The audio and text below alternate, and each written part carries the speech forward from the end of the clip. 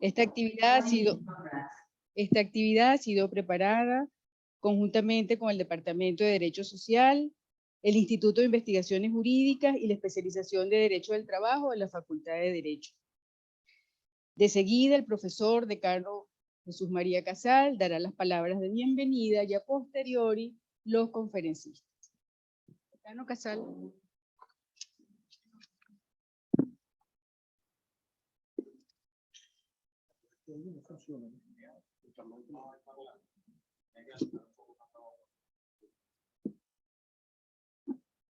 Muchísimas gracias, muy buenos días.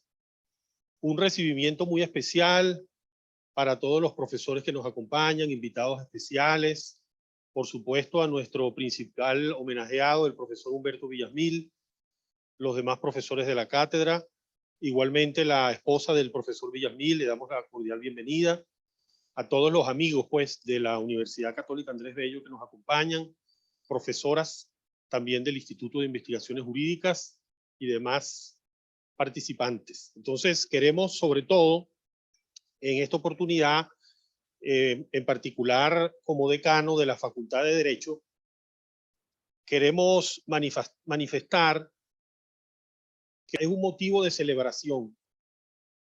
Es un motivo de celebración la reincorporación de uno de sus grandes maestros.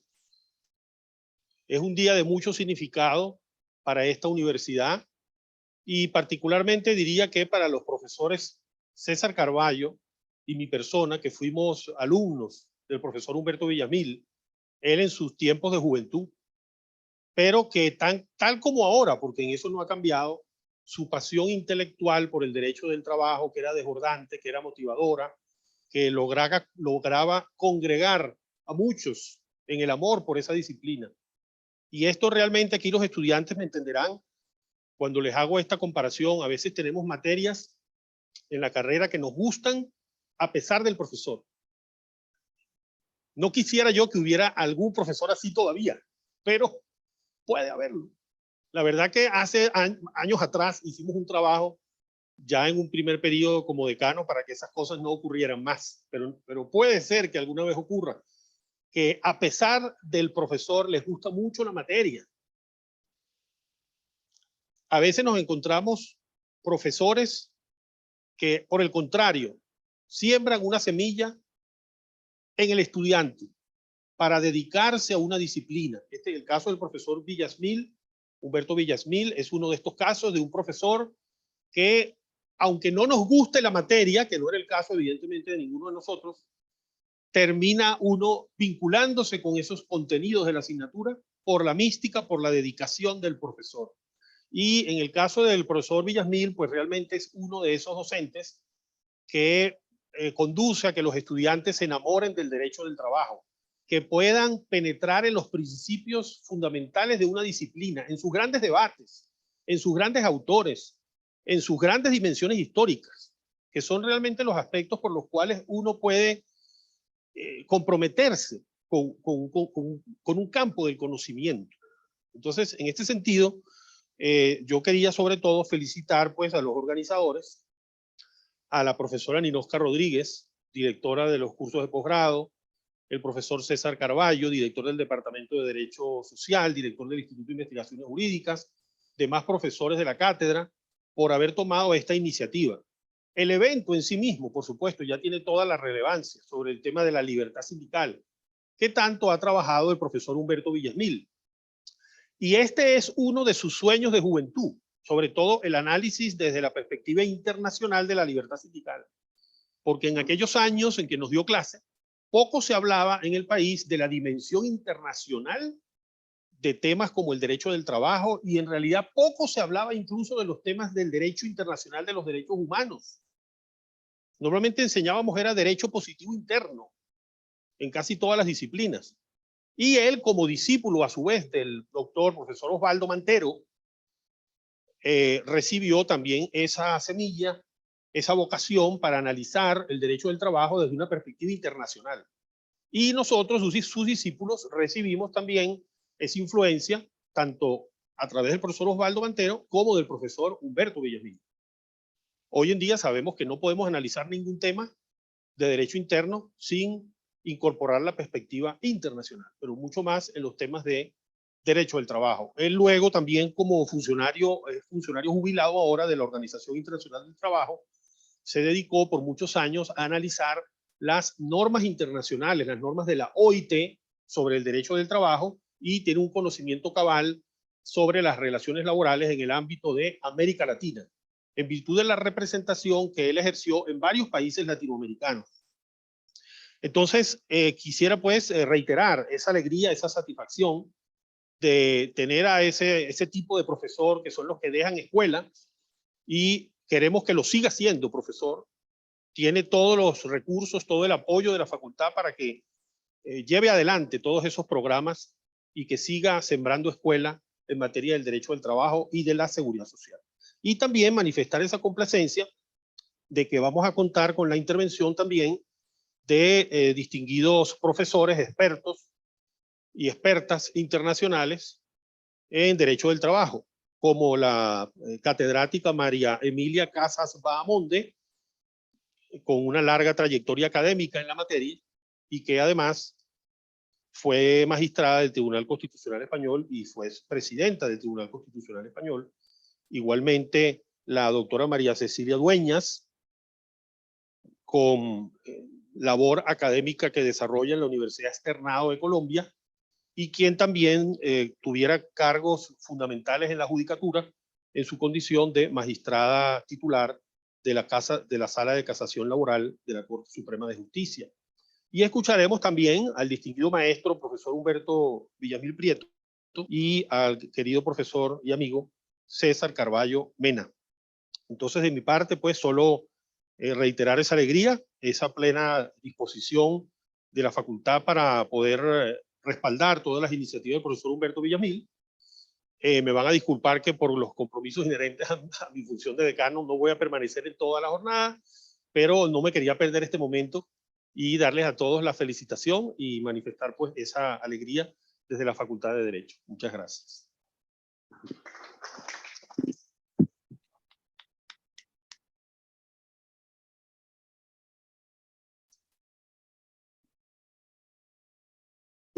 Muchísimas gracias, decano Casal. Le damos la bienvenida al decano Balsa.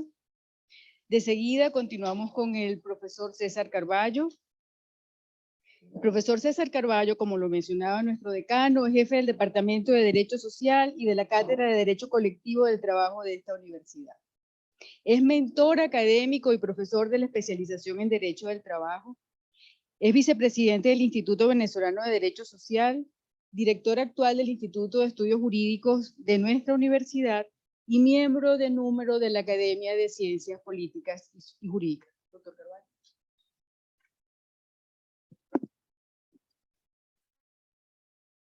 No sé si podemos proyectar, gracias. De nuevo, primero la bienvenida a los cursantes de Derecho Colectivo del Trabajo en esta nuestra primera clase, a los demás presentes, profesores, investigadores, amigos queridos, por estar acá en este evento donde vamos a analizar la libertad sindical, y vamos también, y me sumo a las palabras del decano, a celebrar la reincorporación del profesor Humberto Villamil en el Departamento de Derecho Social, quien fue y sigue siendo mi maestro y mi fraterno amigo. Agradezco también a la doctora María Emilia Casas Bahamonde y a la doctora Clara Cecilia Dueñas por haber aceptado esta invitación. Les reitero mi agradecimiento, afecto y compromiso. A mí me va a corresponder entonces en los próximos 20 minutos una suerte de introducción a la libertad sindical, un mínimo preámbulo que va a servir luego para las 3 conferencias profundas que me van a seguir en turno. Para estos fines voy a referir a 3 aspectos particulares. El primero, intentar explicar cómo la libertad sindical jugó un papel fundamental en la construcción de ese andamiaje normativo que hoy llamamos derecho del trabajo. En segundo lugar, una referencia a cuáles son los componentes esenciales, inescindibles y en constante conjugación de esa libertad sindical. Y terminaré haciendo referencia a lo que un profesor peruano y querido amigo Alfredo Villavicencio llama la trenza de protección, es decir, ver cómo, en caso particular de la libertad sindical, se ha venido trenzando, se han venido encontrando distintos sistemas de protección. Los sistemas de protección de los derechos fundamentales, el sistema de protección de los derechos humanos y el sistema de control de normas de la Organización Internacional del Trabajo. Esos tres sistemas se han venido vinculando, se han venido y han creado una suerte de polinización cruzada entre ellos para brindar una mayor protección, mayores cotas de protección de la libertad sindical y también amplificar sus contenidos. Eso sería entonces lo que voy a conversar con ustedes. Empiezo entonces con un trayecto que quiere justificar lo que sostengo ahora, que la libertad sindical es un elemento esencial en la construcción del derecho del trabajo. Cuando se inicia el trabajo que se desata con el encuentro de dos revoluciones, la revolución industrial y la revolución liberal burguesa, ese nuevo modelo de trabajo que se va a desarrollar va a ser regulado por el derecho desde la perspectiva del derecho común, del derecho de los contratos. Y por tanto, los sujetos, trabajador de un lado y titular de la fábrica, del centro fabril del otro, van a ser considerados como personas iguales y libres y por tanto, en ejercicio de la autonomía de la voluntad, van a establecer los términos de su interdependencia. En el entendido que el Estado va a mantenerse a distancia, un Estado abstencionista, la famosa fórmula del laissez-faire, laissez-passer, el Estado no interviene en las relaciones de los particulares y además cierra este triángulo con una prohibición de cualquier instancia intermedia, cualquier grupo intermedio, cualquier corporación, cualquier agrupación. Y la prohibición de esas agrupaciones tenía que ver con la idea de que en una sociedad solo existen dos clases de intereses. Un interés individual que cada sujeto va a promover libremente con sus iguales y un interés general que representa el Estado. Todas las instancias intermedias se considerarían una vulneración de esa libertad individual. Paso al siguiente. Desde esa mirada, desde esos dogmas, entonces esa relación del trabajador con el titular del centro fabril se consideró un contrato de arrendamiento de servicio y condujo a que un jurista de la talla de Marcel Planiol dijese que el trabajador arrenda su fuerza de trabajo y esta puede ser utilizada como se utiliza una máquina o como se utiliza un caballo. De tal manera que el dogma llevaba a considerar que el trabajador arrendaba su fuerza y otro la podía utilizar libremente. Esa visión fue contestada radicalmente. El jurista alemán Hugo Sinsheimer, que influyó en la constitución celebérrima de Weimar de 1919, con palabras muy sencillas, hizo ver la realidad. Dijo, quien presta un servicio, quien trabaja, no da ningún bien patrimonial, se da a sí mismo. Y un jurista contemporáneo, Alain Supiot, lo dice con mayor contundencia. Señala que la persona física es el objeto de la prestación del trabajador. El cuerpo es el lugar, es el pasaje obligado de la realización de las obligaciones del trabajador. La cosa misma, el cuerpo es la cosa misma que forma la materia del contrato. Esa respuesta explica entonces por qué, si vemos lo que decía Marx y Engels en el Manifiesto Comunista, decían, bajo esos dogmas liberales, los trabajadores se venden diariamente como si fueran mercancía, como si fueran simples objetos o artículos de comercio, sufriendo las vicisitudes de las fluctuaciones del mercado. Pero atención, alguien podría pensar, esto es una visión, por supuesto, de revolucionario, enardecido. Veamos desde otra acera. Encíclica papal Rerum Novarum de 1891 refleja una realidad bastante similar, donde expone que los trabajadores quedaron aislados porque se prohibieron los gremios a los cuales ellos pertenecían, aislados porque el Estado mantenía una actitud de abstencionismo y por tanto quedaron sometidos al poder del empleador, al poder del titular, porque había una asimetría deja de verse la igualdad formal para encontrar una desigualdad material en la realidad que comprometía la integridad de los trabajadores. Entonces surge lo que es la idea fuerza que está en la base de todo el derecho del trabajo. El trabajo no es mercancía. Si el trabajo no se puede escindir del trabajador, el trabajo no es una mercancía. No puede ser considerado una mercancía.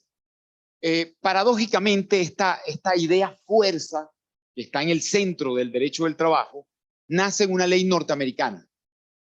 Se juridifica por primera vez en una ley de los Estados Unidos, la ley Clayton, de 1914, que es una ley que reformó a una ley antimonopolio de 1890, la ley Sherman. Y su objetivo era destacar que la acción de los sindicatos no podía considerarse como un monopolio o como una vulneración del libre comercio. De tal manera que entra en una ley antimonopolio para decir no se pueden sancionar los sindicatos porque impongan o impulsen igualdades salariales, como ya habían sido sancionados por los tribunales. De la ley Clayton pasa a se refleja en la Constitución de Querétaro implícitamente, la primera constitución que encarnó el Estado Social de Derecho en 1917 en México, y de allí, ya en un escenario global, mundial y fundamental, la Constitución de la OIT de 1919 acoge la idea del trabajo no es simplemente una mercancía. Luego, la Declaración de Filadelfia de 1944 afina el concepto, elimina lo de simplemente y dice con todas las letras el trabajo no es una mercancía, y de allí, no por casualidad, se repiten todas las declaraciones de la OIT, porque esa es la justificación de la acción protectora. Si el trabajo no es mercancía, no puede quedar librado a la oferta y la demanda, es necesario intervenir para proteger. Y llego entonces al punto final. Si el trabajo no es mercancía, se debe intervenir para proteger, principio protectorio. Pero esa protección tiene dos mecanismos, dos áreas, dos instrumentos de realización o materialización. De un lado, una vía estatal en ejercicio de sus funciones normativas y de policía administrativa. Dicta normas de orden público, protectoras, y tiene un aparataje administrativo para asegurar su cabal aplicación. Pero al lado, y fundamentalmente también, hay una vía autárquica, autonómica. Esa es la libertad sindical. Esa protección también se alcanza permitiendo que los trabajadores se organicen libremente para promover y defender sus intereses. De tal manera que no, las formas, para sintetizar, las formas de concreción del principio protectorio son, es verdad, la estatal, pero también es la libertad sindical. El verbo, citando a Juan, el evangelista, el verbo era proteger, pero se hizo carne a través de las normas del Estado y a través de la acción sindical. Con eso cierro el primer tema y paso rapidísimamente del segundo. Esa libertad sindical es susceptible de descomponerse en tres elementos que, como dije antes, son esenciales, interdependientes e inescindibles. Un componente organizativo, un componente funcional y un componente indemnitario o de indemnidad. La organización, citando un artículo o citando una norma internacional que se plasma muy claramente en el artículo 2 del convenio 87 de la OIT, supone, como dije antes, derecho a organizarse libremente sin autorización previa y afiliarse o no a esas organizaciones existentes. Ese o no, lo agrego yo, el convenio 87 no alude al derecho a la libertad sindical negativa. Pero, atención, esa organización tiene una finalidad. Hay un telos, hay una teleología, una finalidad, una instrumentalidad de la organización. Eso es lo que lo diferencia del clásico derecho de asociación. Los trabajadores se organizan para defender y promover sus intereses. Ese es el segundo elemento, el de elemento funcional o de acción. ¿Y cómo se materializa? Bueno, clásicamente se admite que es a través de la negociación normativa, la negociación de convenios colectivos y la huelga. Son como los dos componentes que se reconocen a nivel global. Así lo han dicho pacíficamente los órganos de control de la OIT, Comité de Libertad Sindical, Comisión de Expertos en Aplicación de Convenios y Recomendaciones, aunque no revista carácter vinculante, lo han dicho sostenidamente en el tiempo. Así lo dice la Carta de la Organización de Estados Americanos, expresamente. Dice, se reconoce la libertad sindical, el derecho de sindicación, incluyendo la negociación colectiva y la huelga. Y gracias a ese artículo, lo acaba de patentizar la Corte Interamericana de Derechos Humanos en la opinión consultiva 27 del 5 de mayo del 2021. Entonces, parece claro que la negociación colectiva y la huelga están allí, pero podrían agregarse otros componentes. Diálogo social, por ejemplo. Diálogo social entendido como participación de los actores sociales, empleadores y trabajadores en el diseño, ejecución y o evaluación de políticas públicas en materia económica y social. No cabe duda que eso sería un instrumento de realización de la promoción, defensa de los derechos de los trabajadores.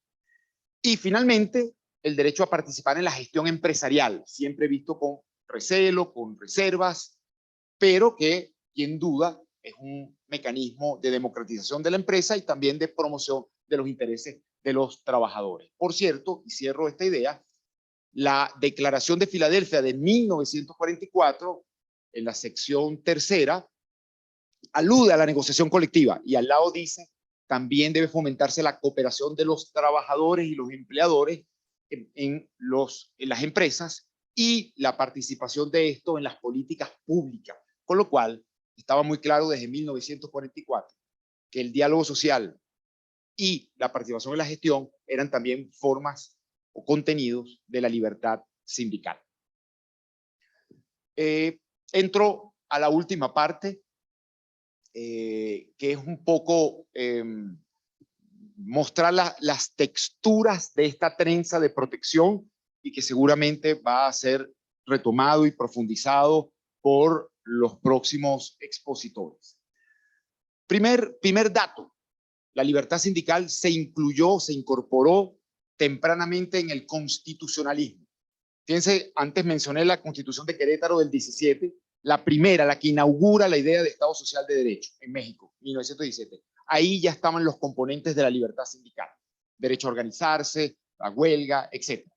Del otro lado del Atlántico hizo lo propio la Constitución de Weimar de 1919. Entonces, primer dato, la libertad sindical se incorpora, se incrusta en el constitucionalismo. Hoy en día podríamos decir que es un elemento común del constitucionalismo iberoamericano. Segundo elemento, también se incorporó globalmente en un lugar estratégico, la Constitución de la OIT de 1919. Allí se alude al principio de libertad sindical y poco más abajo se refiere al derecho de empleadores y de trabajadores a asociarse libremente. Fíjense, principio de libertad sindical, derecho a asociarse. El clásico derecho de asociación desde una perspectiva de la libertad sindical.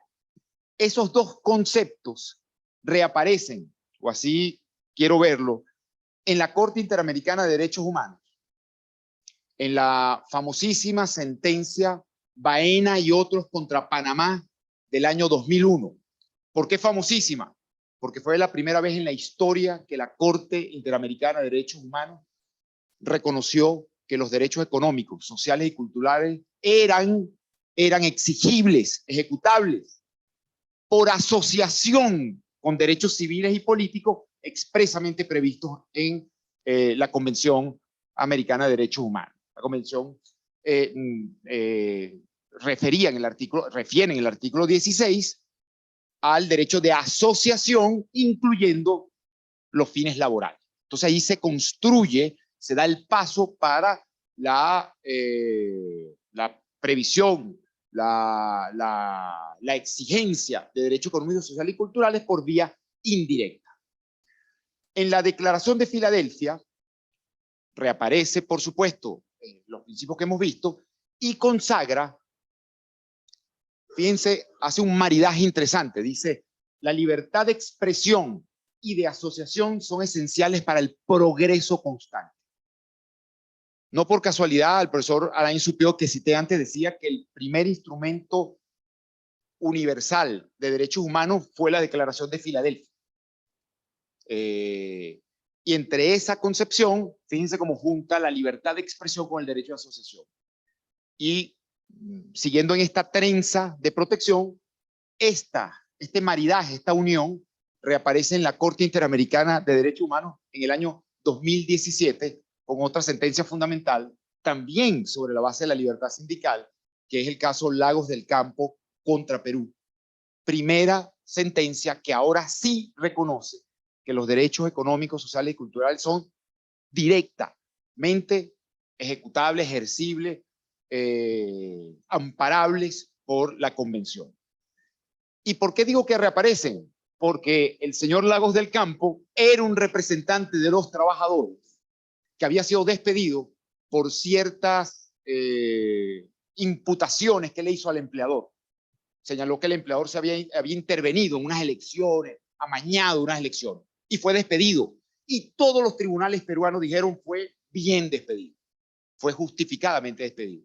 Pero la Corte dijo, cuando se trata de un representante de los trabajadores, su libertad de expresión debe ampliarse o dilatarse, porque él está representando intereses plurales, globales, que van más allá de los que podrían, digamos, referir o vincular a una persona individualmente. Y termino, la Carta de la OEA ya la señalé, donde en su artículo 45 expresamente habla de la libertad sindical, la negociación colectiva y la huelga. La declaración de la OIT de 1998 sobre principios y derechos fundamentales en el trabajo, que declaró que existían derechos y principios que, aunque no se ratificaran los convenios, todos los Estados miembros debían observar, estén o no ratificados, y entre ellos, por supuesto, la libertad sindical. Y cierro, que fue como el epicentro de esta trenza. Fíjense cómo la Corte Interamericana de Derechos Humanos ha venido integrando en sus decisiones lo que ha sido la construcción de la OIT, de los órganos de control de la OIT, de otros tribunales de derechos humanos, de otros organismos de derechos humanos. Normalmente lo ha hecho para legitimar sus decisiones, por lo cual refleja lo que ya se ha avanzado, pero también se ha atrevido a ir dando pasos más allá. Y cierro solo con un ejemplo. En la opinión consultiva 27 de 2021, la Corte Interamericana señaló que los cuerpos policiales deberían tener derecho a organizarse sindicalmente y debatir sobre sus condiciones de trabajo, lo cual a nivel de la OIT no se ha señalado, toda vez que el convenio 87 permite que todos los estados que lo ratifiquen puedan excluir, si lo estiman conveniente, a los cuerpos policiales y, por supuesto, a los cuerpos militares. No, cometí el error de no ver el tiempo, supongo que ya estoy vencido. Permítame cerrar solo con una referencia a un poeta, dramaturgo, cineasta francés, Jean Cocteau. Él decía que si su casa ardía en llamas y le permitían salvar una cosa, él salvaría el fuego. Porque aunque se quede sin casa, el fuego que ahora vivía en él le iba a recordar que lo único importante era la intensidad del instante.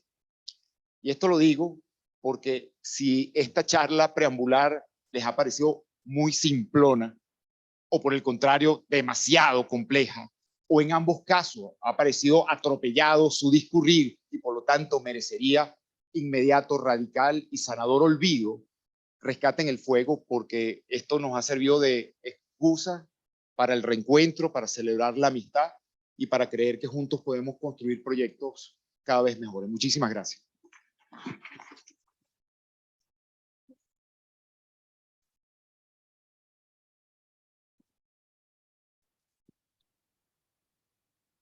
Muchísimas gracias, profesor Carballo, por su esquemática y analítica clase inicial de apertura y de reencuentro. Continuamos con la profesora María Emilia Casas Bamonde. La profesora María Emilia Casas Bamonde es catedrática de Derecho del Trabajo y de la Seguridad Social en la Facultad de Derecho de la Universidad Complutense. Fue vicerrectora académica de la Universidad Carlos III.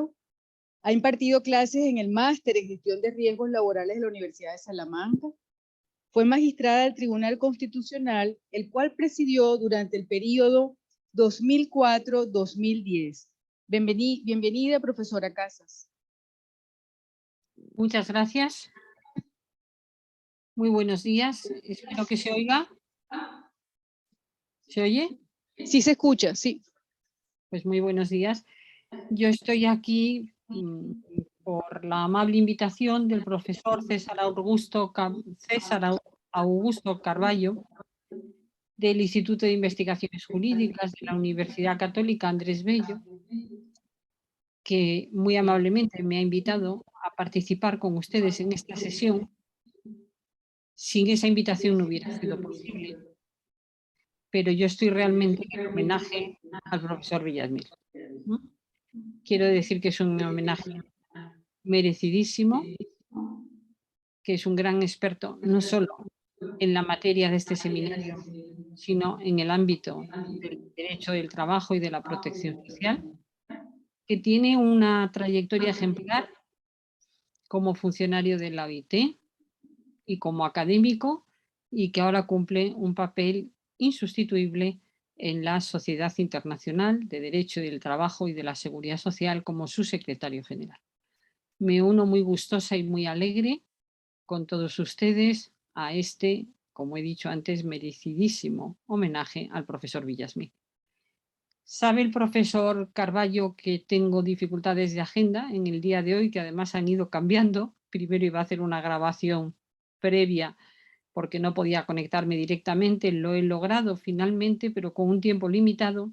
Entonces, después de mi intervención, lamentándolo mucho, les tendré que dejar.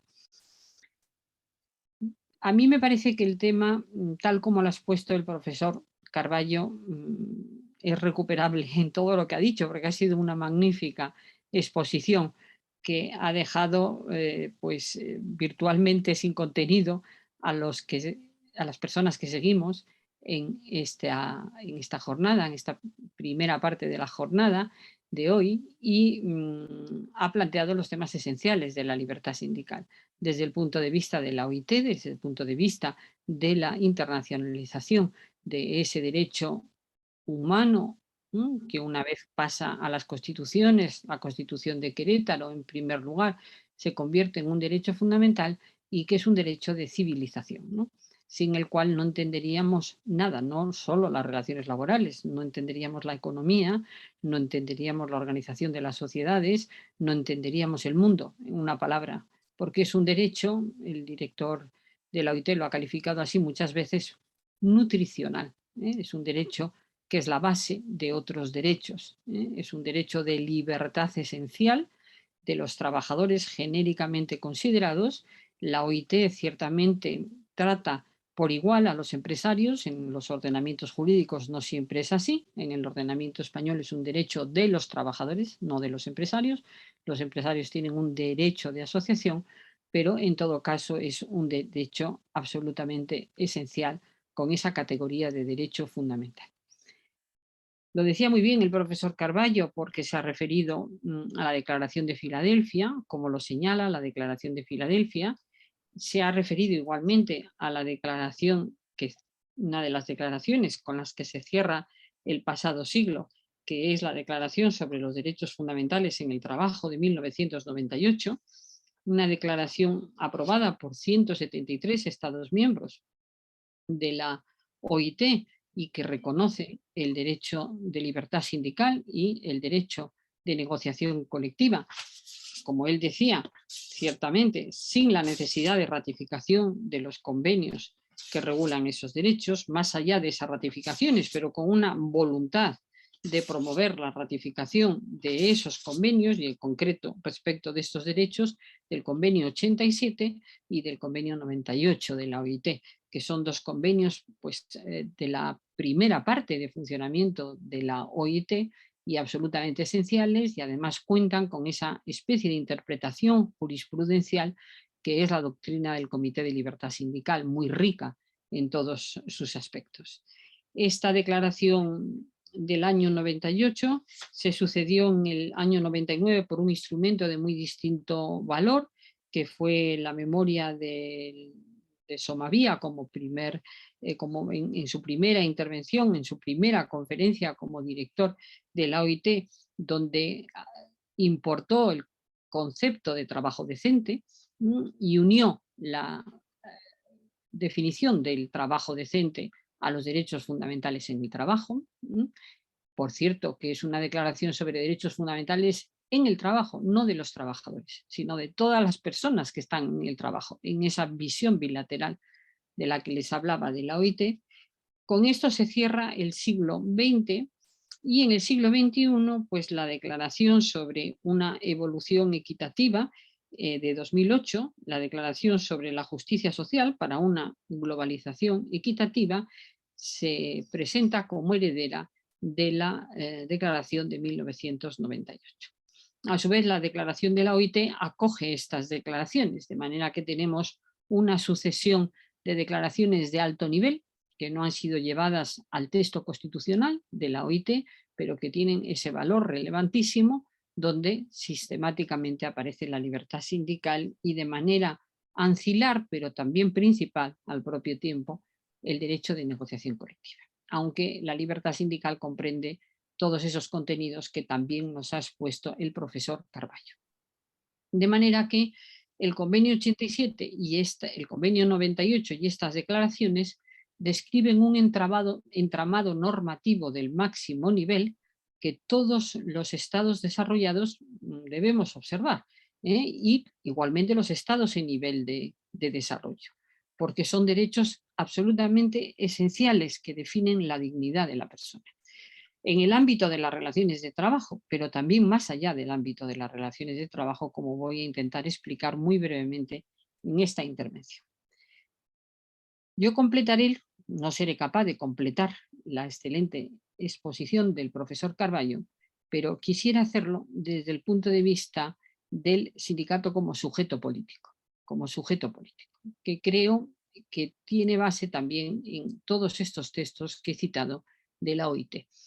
Todos sabemos que el sindicato, en la teorización de los esposos web de la sociedad fabiana, surge como un agente de contratación, como un agente contractual para superar los límites del contrato individual de trabajo y para evitar la venta de la fuerza de trabajo por un precio inferior al que marcaba la agencia de contratación sindical, pero eso queda ya muy lejos y estamos en un momento en que la libertad sindical como derecho fundamental ha permitido la concepción de sus titulares como sujetos políticos, es decir, como sujetos que representan el mundo del trabajo con carácter general y que lo representan a través del ejercicio de su derecho de libertad sindical, con todos esos contenidos que ha señalado el profesor Carballo, desde luego la libertad organizativa, la libertad de acción, la libertad de expresión, los derechos de conflicto, los derechos de participación, y en España añadimos el derecho a la tutela judicial efectiva como contenido esencial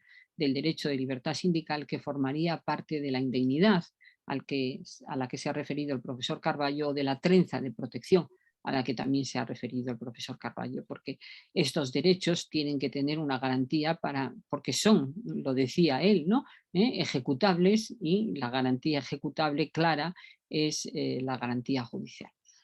En todo el mundo, desde luego siendo pionera en el ámbito laboral, la OIT, pero en el ámbito de Naciones Unidas, el derecho de libertad sindical está en el convenio o en el pacto de derechos civiles y políticos, no en el de económicos, sociales y culturales, aunque tenga esa doble naturaleza de ser un derecho de ambas categorías, pero claramente es un derecho de primera generación, de necesaria primera generación, por ese contenido nutricional de otros derechos que, no existiendo libertad sindical, no pueden ejercerse. En el caso español, durante la transición política, lo primero que hizo el gobierno de la transición fue ratificar los convenios 87 y 98, que España no había ratificado y no lo pudo hacer por la situación de dictadura que vivía hasta el año 1977. Por tanto, ya en la segunda mitad del siglo pasado, del siglo XX. A partir de ahí, son convenios que han inspirado toda la legislación, la jurisprudencia y, lo que es aún más relevante, la norma fundacional de la convivencia política democrática, la Constitución. La Constitución regula la libertad sindical como dice la OIT que hay que regular la libertad sindical. Por tanto, esa internacionalización a la que se referían ustedes puede mostrarse en los textos constitucionales europeos y, desde luego, en un texto constitucional de salida de dictadura y ya tardío, de la segunda parte de la segunda mitad del siglo XX, como es la Constitución Española de 1978. Siendo este texto un texto de salida de dictadura, pues erige el derecho de libertad sindical en derecho fundamental, pero no se queda satisfecho con esta operación. No se queda satisfecho con esta operación, sino que ese texto constitucional, además, reconoce a los sindicatos y a las asociaciones empresariales al estilo OIT en este punto, es decir, en posición bilateral, en posición de igualdad bilateral, como organismos esenciales del Estado social y democrático de derecho, como piezas básicas de la economía social de mercado, como instrumentos indispensables de la convivencia social y política.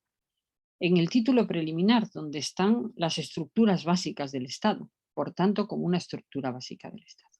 Y esta es una operación, no me voy a entretener en explicarla, delicada, porque veníamos de una publificación del sindicato dictatorial y hemos sido capaces de afirmar la naturaleza privada del sindicato y de las asociaciones empresariales, no obstante ejercer una función de representación de intereses generales. Y voy a tratar de explicarme y cerrar mi intervención con ese concepto de representación institucional de intereses generales que la Constitución atribuye a los sindicatos y a las asociaciones empresariales, además de los derechos que ha señalado el profesor César Augusto Carballo. Como les decía, en el título preliminar de la Constitución están las instituciones básicas del Estado. En el artículo 6 están los partidos políticos, que representan el pluralismo democrático. Y en el artículo 7 están los sindicatos y las asociaciones empresariales, que representan el pluralismo socioeconómico y también político en el ámbito de las condiciones de trabajo. De ahí que un instrumento esencial del sindicalismo democrático sea la negociación colectiva y el diálogo social, al que se refería también el profesor Carballo, que en ocasiones no cuaja, fracasa, pero en otras fragua en la concertación social, a la que llama la OIT desde su esencial naturaleza tripartita. Por tanto, la OIT nos ha dado mucho en esta concepción del sindicato como sujeto político, porque nos ha dado ese tripartismo como elemento natural. Por tanto, el sindicato puede actuar allende las fronteras del mundo del trabajo para representar los intereses generales de los trabajadores, como las asociaciones empresariales, para representar más allá del sistema productivo, desde luego en el sistema productivo, pero más allá del sistema productivo, en la sociedad entera, para representar los intereses generales de los empresarios, utilizando los medios propios de la libertad sindical o del derecho de asociación empresarial, que son, vuelvo a reiterar, los que ha presentado pues, con tanta sistematicidad como fineza el profesor Carballo. Esto significa que el sindicato defiende, contribuye a la defensa, dice la Constitución española, de los derechos que le son propios. ¿Pero qué derechos le son propios?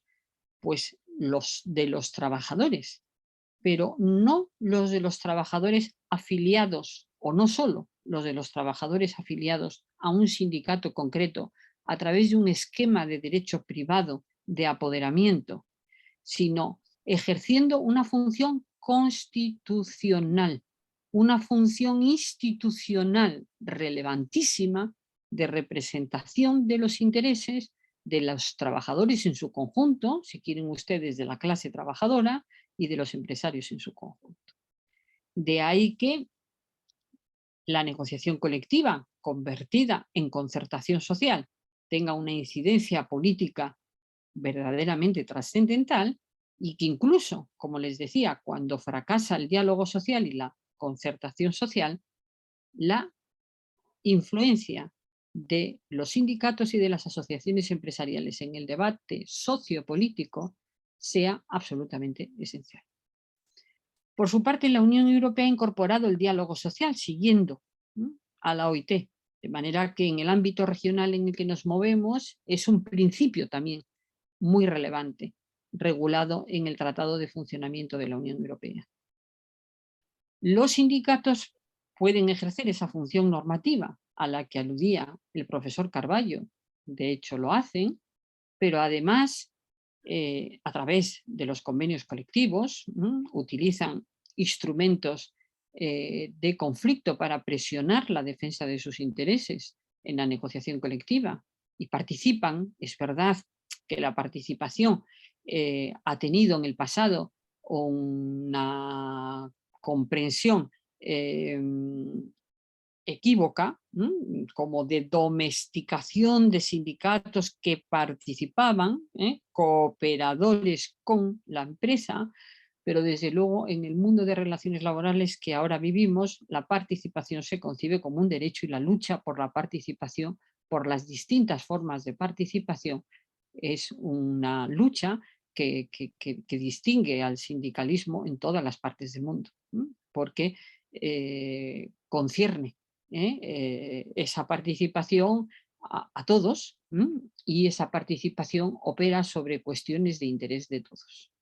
Pero voy concluyendo volviendo al concepto del sindicato no como agente contractual, o no solo como agente contractual a través de la negociación colectiva, para equilibrar cuyo poder contractual sobre condiciones de trabajo utiliza el conflicto y la huelga, incluso la participación, sino que el sindicato, en la medida en que no representa solo a sus afiliados, sino los intereses generales de la población trabajadora, es un sujeto político, es un sujeto de actuación política y lo representa en todos los ámbitos de la vida, no solo en el ámbito laboral, sino en el ámbito político, sin perjuicio, por supuesto, del papel de los partidos políticos, en el ámbito social, en el ámbito cultural, defiende los intereses, los derechos de todos, por ejemplo, la igualdad, no solo en las relaciones de trabajo, aunque decisivamente en las relaciones de trabajo, pero la igualdad y la prohibición de discriminaciones por causas odiosas en la construcción democrática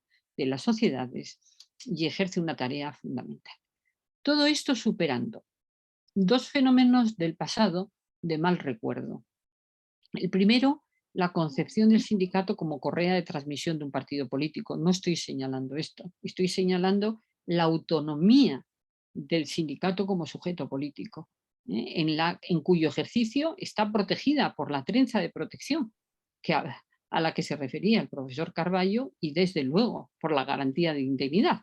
Tanta garantía de indemnidad tiene un sindicato cuando está en la negociación colectiva como cuando defiende una determinada reforma legislativa de instituciones que tienen que ver con el mundo del trabajo o de la protección social, y es capaz de realizar un fenómeno de legislación negociada o prenegociada que posteriormente los titulares de la potestad legislativa llevan al ámbito parlamentario a través de las técnicas de normación que contemplan las distintas constituciones, la ley ordinaria, los mecanismos de urgencia para que el gobierno pueda intervenir con valor de ley, el ejercicio del poder reglamentario. Todo esto puede ejercerse con una pactación previa con los sindicatos y las asociaciones empresariales. Y de esta manera los sindicatos, que no son correa de transmisión de un partido político, sino que tienen su autonomía, ejercen como sujetos políticos. Y la segunda idea que hemos de olvidar, por supuesto, es el carácter público de los sindicatos. Los sindicatos son entidades de naturaleza privada, evidentemente, pero su mandato representativo no se rige solo por el derecho privado, sino que se rige directamente como derecho fundamental, que es la libertad sindical, por una norma, por la norma suprema de los ordenamientos, además de por las normas internacionales de la OIT. Esa norma suprema de los ordenamientos son las constituciones, y en consecuencia los sindicatos, en ejercicio de su derecho fundamental de libertad sindical, están habilitados para ejercer esa tarea de representación política, esa tarea de representación institucional de intereses generales de los trabajadores, que no se queda en la empresa, sino que va más allá de la empresa.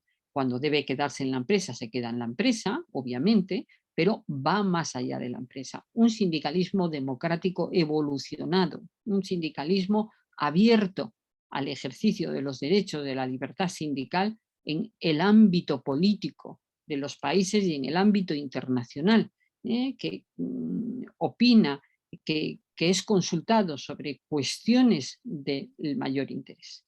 Ahora nos corresponde afrontar el proceso de digitalización, y ahí hay que hacer una reflexión importante acerca de cómo digitalizar la vida interna de los sindicatos y la negociación colectiva para que no suceda lo que sucedió en la COVID, que muchos trabajadores quedaron sin representación porque no había digitalización en esa tarea de representación. La digitalización sindical es absolutamente importante, como es importante la acomodación o variación de las fórmulas tradicionales de acción de los sindicatos a las nuevas formas de trabajar. Es evidente que el sindicato no trabaja igual en una empresa fabril, industrial, que defendiendo los intereses de los trabajadores de las plataformas digitales, por poner dos ejemplos bien claros, ¿no?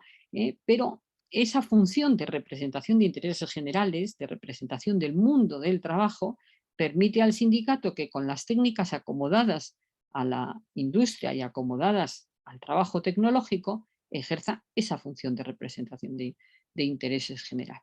E igualmente en el proceso de transformación climática o energética, e igualmente en el proceso de transformación demográfica que vamos a vivir, es decir, los grandes procesos de la humanidad, el logro de los objetivos de desarrollo sostenible no es concebible sin la presencia de la libertad sindical y de los sindicatos. Y para eso los sindicatos, que nacieron en ámbitos de trabajo reducidos, han crecido, se han desarrollado democráticamente, sin cambiar su naturaleza y basándose en el instrumento central de su vida, que es el derecho de libertad sindical, para representar los intereses generales y ser sujetos especialmente llamados al concierto político y social. Muchas gracias por su atención y me excuso en no poder seguir con ustedes, felicitándole de corazón al profesor Villasmil en este tan merecido homenaje en el que tanto me ha gustado participar. Muchísimas gracias por su invitación, profesor Carballo.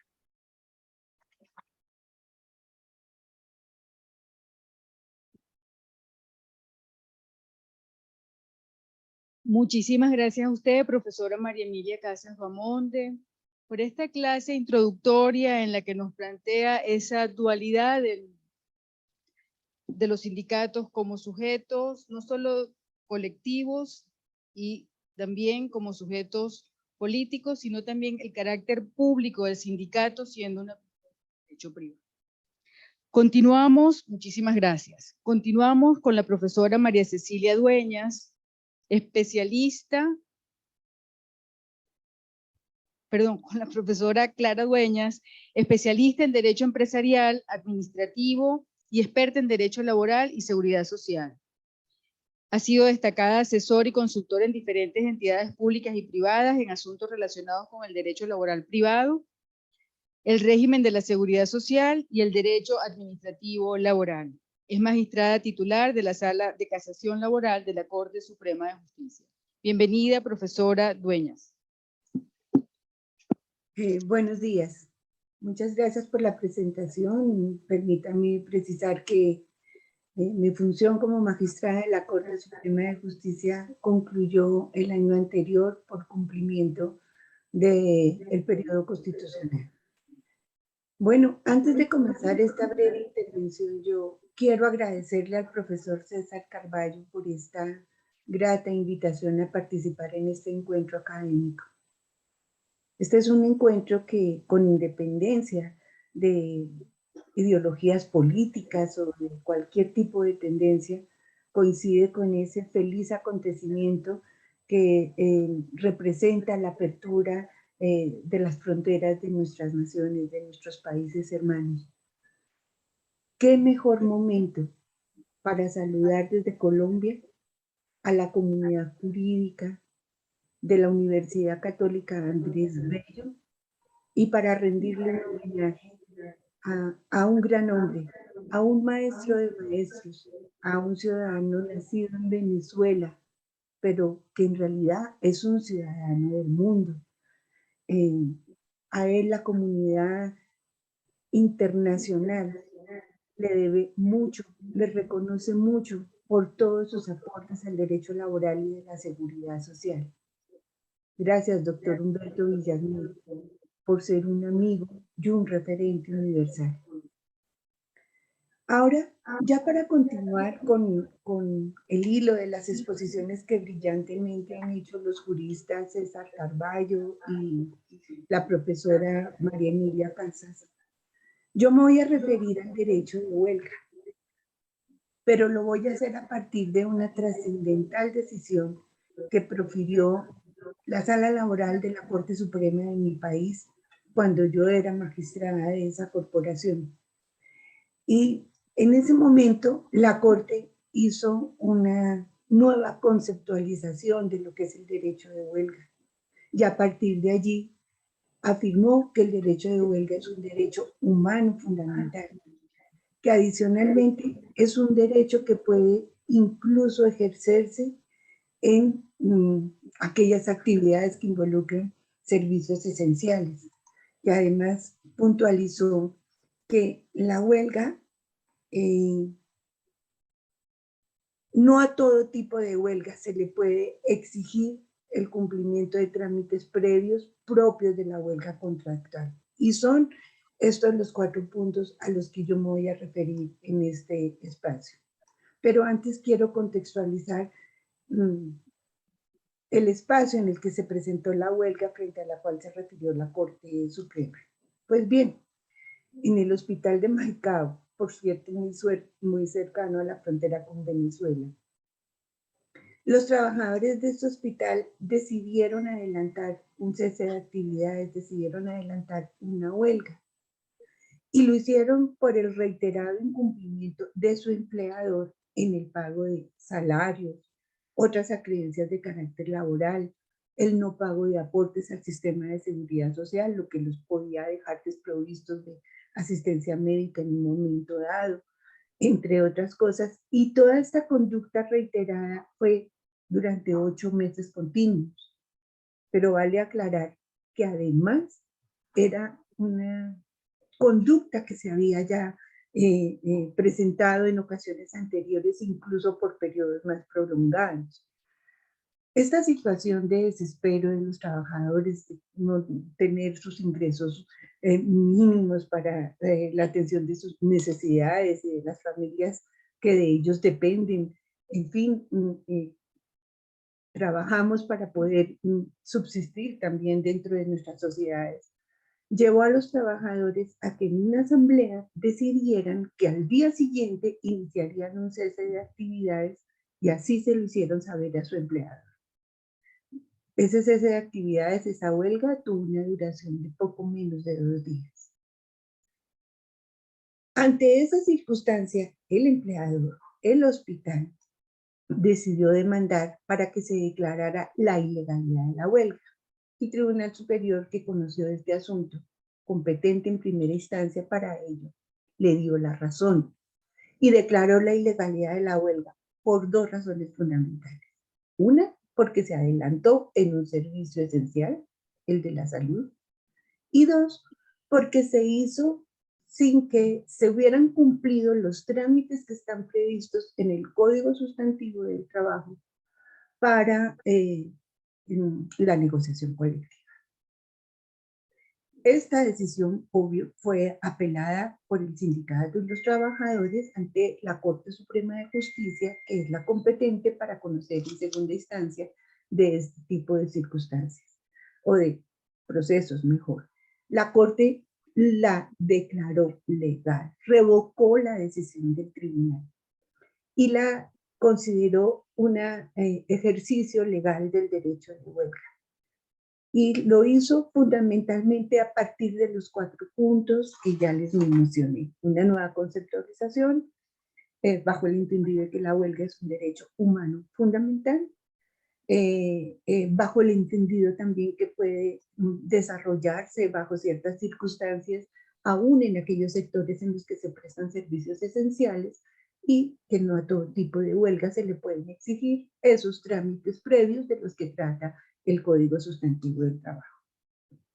En punto a la nueva conceptualización, la Corte explicó que desde mediados del siglo XX, tanto en América Latina como en Europa, pues prevalecía únicamente ese modelo contractual de huelga, es decir, la huelga solo podía ejercerse con el propósito de presionar la suscripción de la Convención Colectiva de Trabajo. Bajo ese modelo, pues, la huelga se concebía únicamente como una abstención colectiva y continuada del trabajo, de manera que no aceptaba otro tipo de manifestaciones, como por ejemplo la interrupción, que simplemente está encaminada a alterar el proceso productivo, o por ejemplo el bajo rendimiento, o el trabajo intermitente, o el trabajo por turno, o por turnos o rotativo. Estas manifestaciones no se entendían como huelga y por tanto no estaban protegidas. Pero ese modelo tampoco admitía que la huelga podía ser adelantada por trabajadores que no fueran asalariados.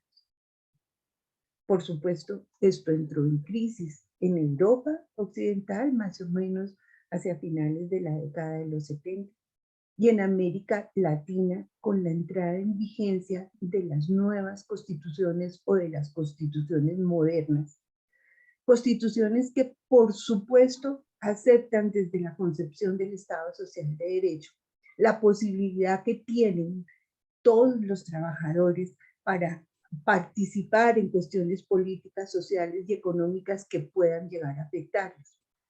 En este sentido, la huelga comenzó a entenderse como un instrumento polivalente para la defensa y reivindicación de intereses económicos y sociales de los trabajadores, no solamente para que regulara el contrato de trabajo o las relaciones al interior de una empresa. Esta nueva concepción, pues también la entendió nuestra Constitución Política, en cuyo artículo 56 se estableció el derecho a la huelga, pero de una manera amplia. En ese artículo 56 de nuestra Constitución, de ninguna manera se limita la negociación colectiva solo a el contrato de trabajo o a mejorar las condiciones de trabajo de un determinado grupo de trabajadores en una empresa determinada. Tampoco la limitó a la suspensión continua del trabajo y no le entregó su titularidad única y exclusivamente a los trabajadores asalariados. El único límite material que impuso el artículo 53 de nuestra Constitución Política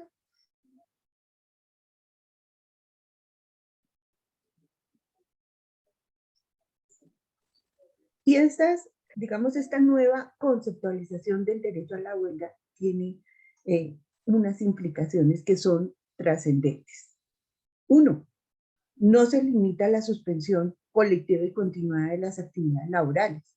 Por tanto, los trabajadores pueden acudir a otras formas para ejercerla, como la interrupción, el bajo rendimiento, la suspensión en unos servicios y la prestación mínima en otros, o a través de turnos o en forma rotativa.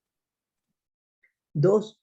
Los titulares del derecho a la huelga, además de los trabajadores asalariados y de los sindicatos, lo es o está en cabeza de todos los trabajadores, o como lo decía la profesora Casas hace un momento, si ustedes quieren, de toda la clase trabajadora, lo que permite lógicamente incluir a trabajadores autónomos o por cuenta propia, a los trabajadores de plataformas digitales, lo que está, digamos, muy acorde con la realidad que viven todos nuestros pueblos en la actualidad. Otra tercera consecuencia de esta nueva visión es que la huelga no se limita simplemente a servir como un elemento de presión para la negociación colectiva. No, es un instrumento general, es un instrumento de defensa de cualquier interés de los trabajadores, intereses profesionales, económicos, políticos, sociales, de manera que la huelga también puede ejercerse, por ejemplo, para exigirle al empleador que cumpla con sus obligaciones, o puede ejercerse también para que en un momento dado un grupo de trabajadores se solidarice con otro colectivo de trabajadores que se encuentran en huelga, que es lo que jurisprudencialmente en nuestro país hemos llamado la huelga por solidaridad.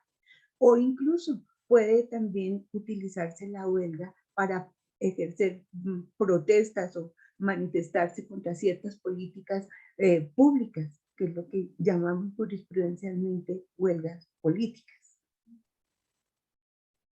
Y esta nueva visión llevó a que también la Corte entrara a declarar, y este es el segundo punto que quería abordar, que la huelga es un derecho humano fundamental. Y para que la Corte llegara a esa conclusión, a esa afirmación categórica, pues se valió de instrumentos internacionales. En primer lugar, como ustedes saben, como ya lo mencionaron el profesor Carvalho y la profesora Casas, el convenio 87 y 98 forman parte del elenco de ese grupo de derechos fundamentales o de convenios fundamentales de la OIT. Convenios que los estados están en la obligación de cumplir, así no los hayan ratificado. En el caso de Colombia, están ratificados. Pero esa obligación nace de su carácter fundamental, o más bien, nace del carácter fundamental de los derechos que consagran. De allí que siempre deban cumplirse. No obstante eso, la huelga, como tal la huelga, no está taxativamente señalada en el convenio 87. Y al no estarlo taxativamente escrita así en el texto, pues perdonen la redundancia de este convenio, desde el año 2012, el grupo de empleadores de la OIT viene afirmando que la huelga no es parte de este convenio fundamental, de este convenio 87 fundamental, que la declaración del 98 lo clasifica como un convenio fundamental. Y esa visión, de la que seguramente más adelante les hablará el profesor Villasmil, se acuñó en nuestro país. En nuestro país no se entendía que la huelga hace parte de ese convenio fundamental. Y a esa visión fue a la que la Corte Suprema de Justicia, en la sentencia que les comento, 1680 del año 2020, le dio una respuesta en sentido totalmente opuesto. Perdón.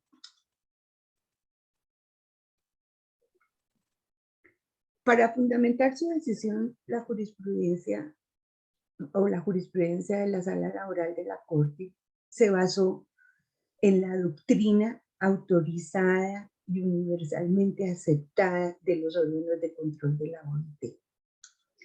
Según esa doctrina de la OIT, en resumen y en breve, La huelga es uno de los elementos que conforman esa triada del derecho de libertad sindical: asociación, negociación y huelga.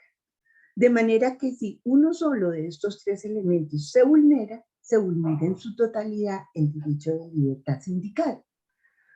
¿Para qué sirve el derecho de asociación si no se puede negociar? ¿O para qué sirve el derecho de negociación si no existen mecanismos de presión que puedan en un momento dado conducir a que se concreten esos acuerdos? Con otras palabras, si el derecho de la libertad sindical es un derecho fundamental, la huelga también lo es. Y fue así, perdón,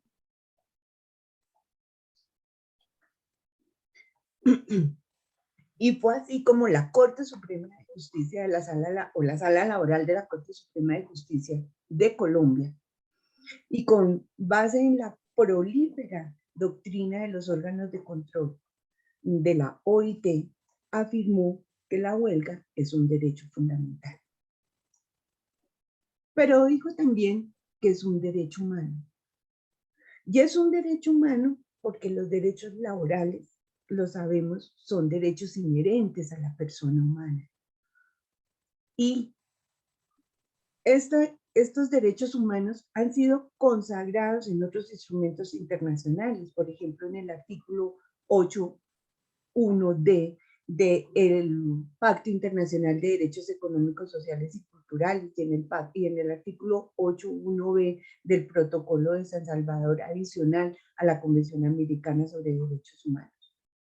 Entonces, sobre esta base, la Corte sencillamente concluyó: la huelga es un derecho humano fundamental. Y esta declaración jurisprudencial, al entender la huelga como un derecho de esta categoría humano fundamental, pues tiene unas implicaciones relevantes, absolutamente trascendentes en nuestro campo. Por una parte, las restricciones y las limitaciones que se le impongan al derecho de huelga deben estar previstas en la ley.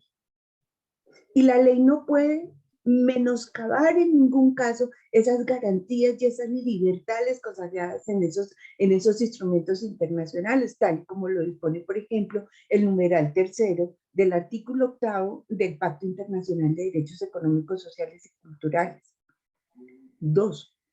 La naturaleza de un derecho fundamental impone la protección del derecho de la manera amplia más posible. Y en contraste, las restricciones, las limitaciones que se le impongan a este derecho deben ser selectivas, deben ser excepcionales, deben estar determinadas por la ley. No es posible que otra autoridad diferente pueda entrar a imponerle este tipo de limitaciones.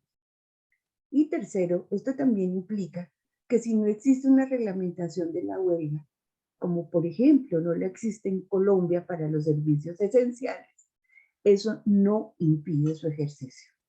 Y no lo impide porque se trata de un derecho humano fundamental. Entonces, acorde con esta nueva visión del concepto de huelga y con esa afirmación de que la huelga es un derecho humano fundamental, la Corte entró a estudiar el caso concreto que ya les contextualicé. Y para eso resolvió dos problemas jurídicos. Uno, puede ser legal o es ilegal la huelga que se desarrolle en un servicio esencial. 2, a estas huelgas diferentes a las contractuales o diferentes para obtener la firma de una convención colectiva, se le pueden exigir los requisitos que para el efecto consagra el Código Sustantivo del Trabajo. Pues bien, frente al primer punto, frente al derecho de huelga en los servicios esenciales, la Corte afirmó que no toda huelga practicada en un servicio esencial o en una entidad prestadora de servicios de salud, como en este caso afecta servicios.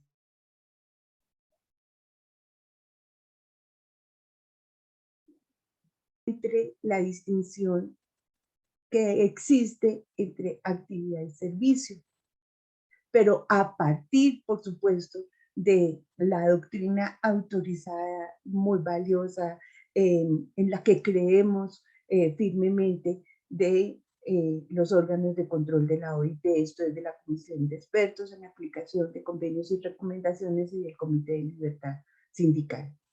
Y para el efecto, la Corte comenzó por aceptar la definición que sobre el particular ha hecho la Comisión de Expertos de la OIT, y en la que señala que los servicios esenciales son aquellos cuya suspensión supone una amenaza evidente y eminente para la vida, la seguridad o la salud de toda o parte de la población. Pero la OIT no solamente se quedó en esa definición. La OIT también hizo una clara diferencia entre la actividad y servicio.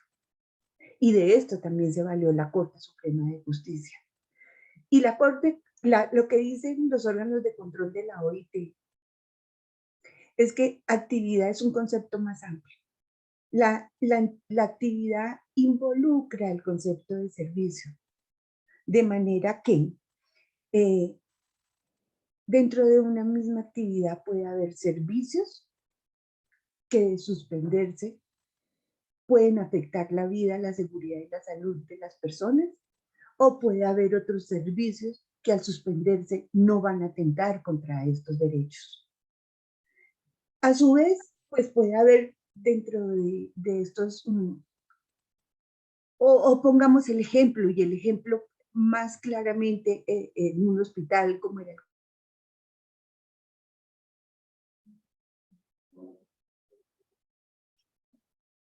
administrativo, como por ejemplo las áreas administrativas, las áreas de contabilidad, de finanzas, de tesorería, de almacén, la gerencia general. El hospital tiene todas estas actividades, tiene todos estos servicios, tiene todas estas funciones de carácter administrativo que bien pueden suspenderse.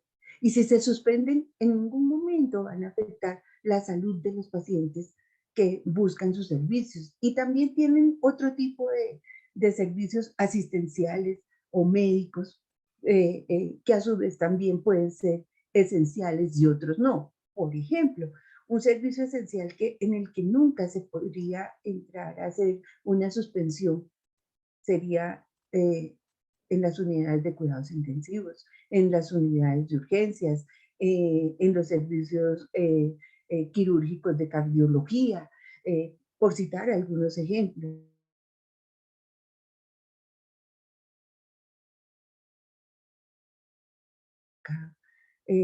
Como cirugía estética.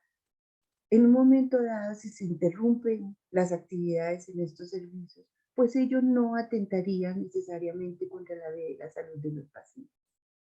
Entonces, bajo esa diferencia entre actividad y servicios esenciales que sí lo son y otros que no lo son, la Corte en este caso, basada en esa distinción, en la definición y en esa distinción de los órganos de control de la OIT, concluyó que en este caso se puede perfectamente adelantar un cese de actividades o una huelga,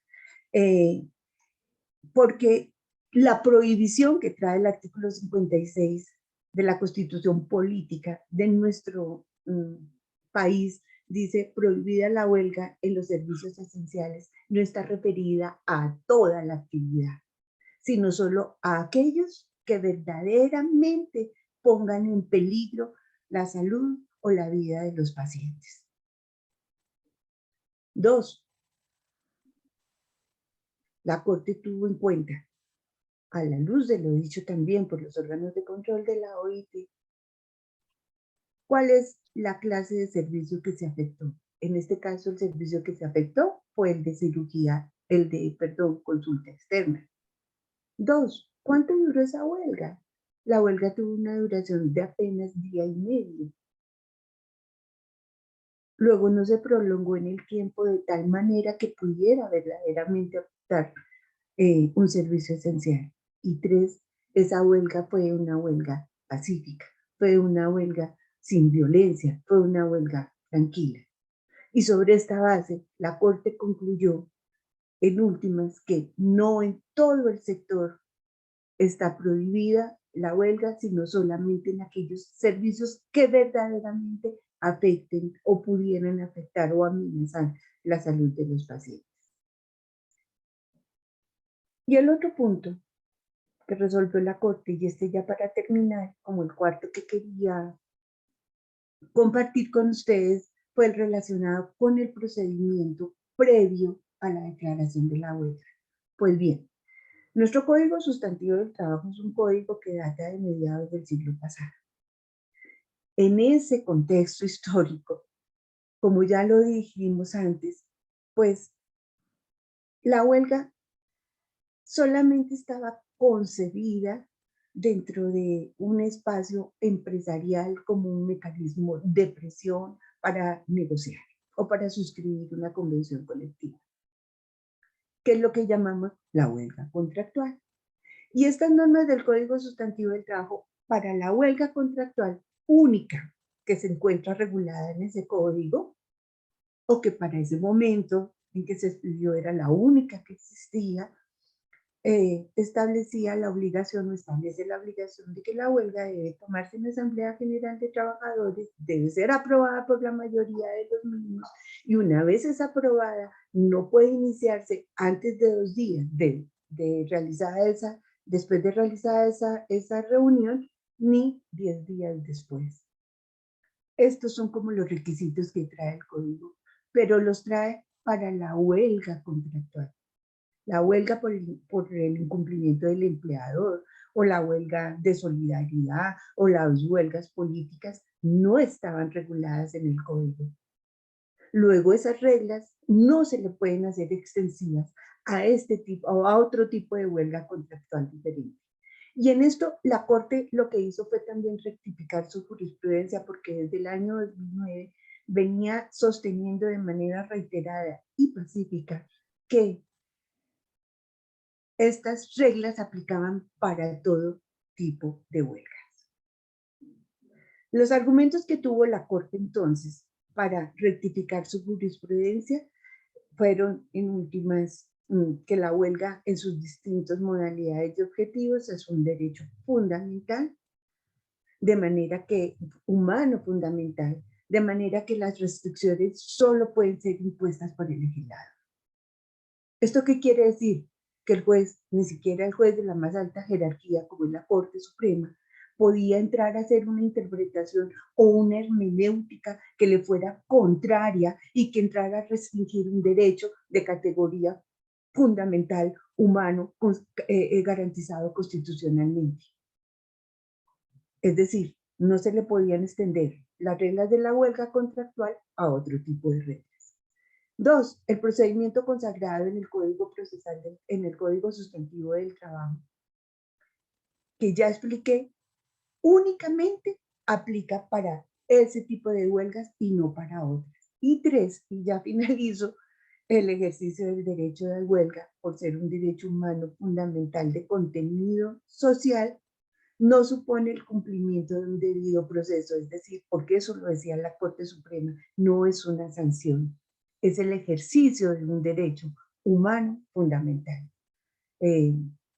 Gracias por el tiempo, espero no haber extralimitado el espacio que me dieron. Con esto concluyo.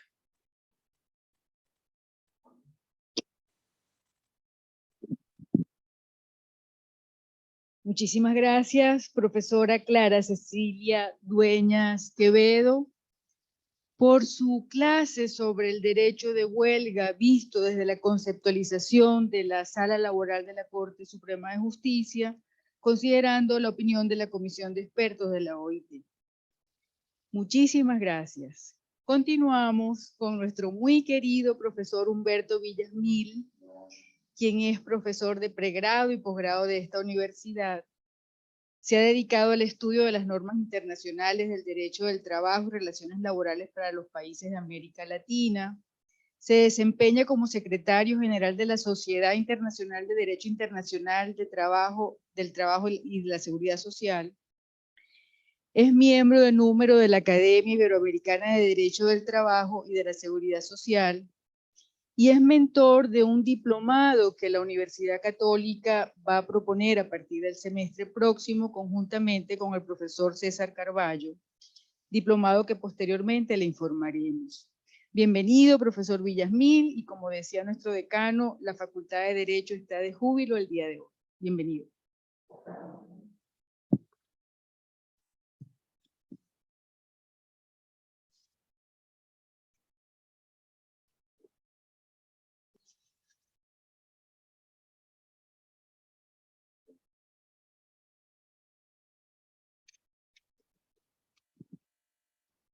Bueno, muy buenos días a todos y todas las presentes, los que están en la sala, los que están fuera, los que están en Venezuela y los que están más allá de nuestra frontera,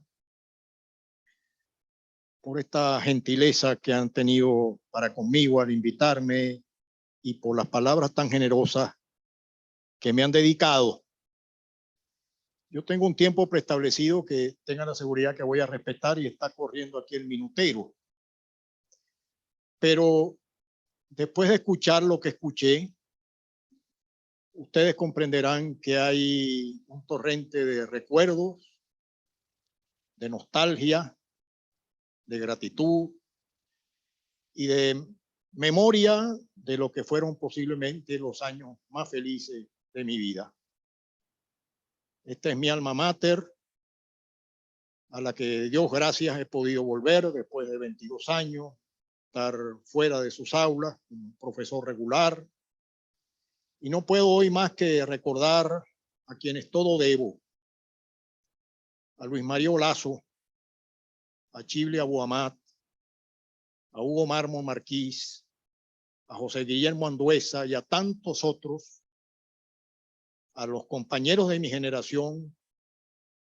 Junto con ellos fuimos formados por grandísimos juristas que más que informarnos nos formaron jurídicamente y nos llevaron a entender el derecho como un sistema, como una disciplina a lo que valía la pena dedicarse toda la vida.